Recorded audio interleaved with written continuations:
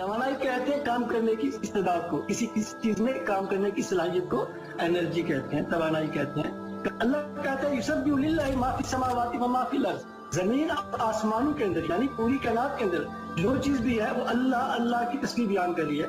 گویا جو چیز اللہ اللہ کی تسبیح بیان کر رہی ہے اس کے اندر اللہ کے نام کی انرجی موجود ہے۔ جب اس کے اندر اللہ کے نام کی انرجی ہے تو وہ ورکنگ کیپیسٹی کے اندر ہے۔ جب اس کے اندر ذکر موجود ہے یعنی اس کے اندر انرجی موجود ہے، اور جب اس کے اندر انرجی موجود ہے تو اپنا فنکشن کر رہی ہے، اپنی کارکردگی دکھا رہی ہے۔ جب اس کے اندر یہ اللہ اللہ کی تسبیح موجود ہے یا اللہ اللہ کا ذکر کسی چیز کے اندر موجود ہے، وہ چیز جو ہے وہ کارکردگی دکھا رہی ہے۔ انرجی کا جو منبع ہے وہ کہاں ہے؟